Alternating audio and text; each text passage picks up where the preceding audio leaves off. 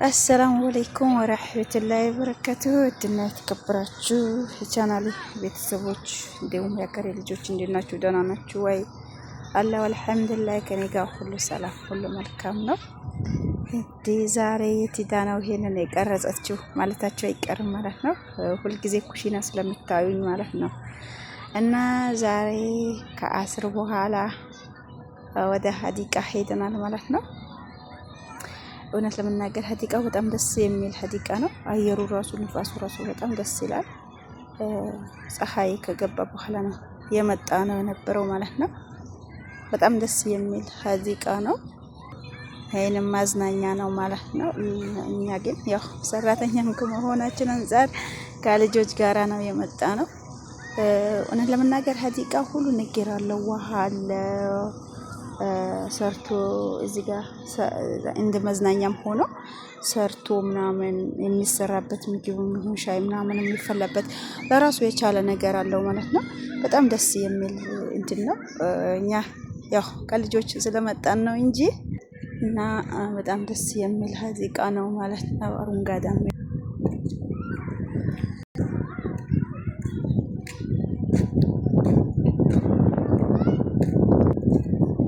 ደስ የሚል ነው። እኛ ቁጭ ማለት አልቻልንም። ከልጆቹ ጋር ዞር ዞር ስለምንል ነው እንጂ የሚቀመጡበት ቦታ ምናምን ሻይ ምናምን ማፍሉበት አፍልቶም የመጡት የሚቀመጡበት በጣም ወላሂ በጣም የሚያምር መዝናኛ ነው ማለት ነው።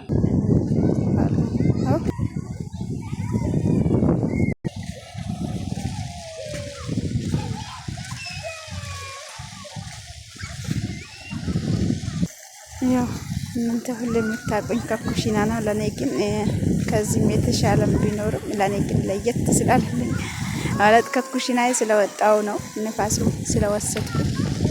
እኔ በተለይ የምሰግዱበት ቦታ ምናምን ካለኝ ማለት ነው እኔ የትም ደስ ይለኛል ማለት ነው። ስወጣ ግን የምሰግድበት ቦታ ምናምን ካለለኝ በጣም የሆነ ለመውጣት ራሱ ይደብረኛል ማለት ነው። ይሄ ቦታ ግን የምሰግዱበትን ቦታ ስላለ ምናምን ነገር በጣም ደስ የሚል ነው ማለት ነው።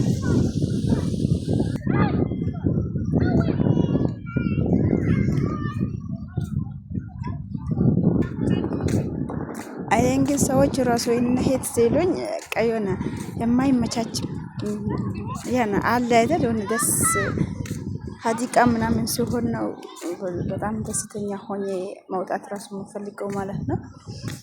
የሆነ ሞል ምናምን ሲሉኝ ብዙም ደስ አይለኝም። ግን ዛሬ ሀዲቃ ስለሆነ ወጥቻለሁ ማለት ነው። እናንተ ግን ሁሌ የምታዩኝ ኩሽና ላይ ነኝ ማለት ኩሽና ላይ ሆኜ ነው የምታዩኝ ማለት ነው።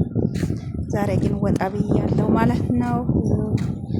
ከመግሪብ በፊት ከአስር በኋላ ውጭ ወጥተናል ማለት ነው ልጆቹን ይዘን እና በጣም ደስ የሚል ሀዲቃ ነው።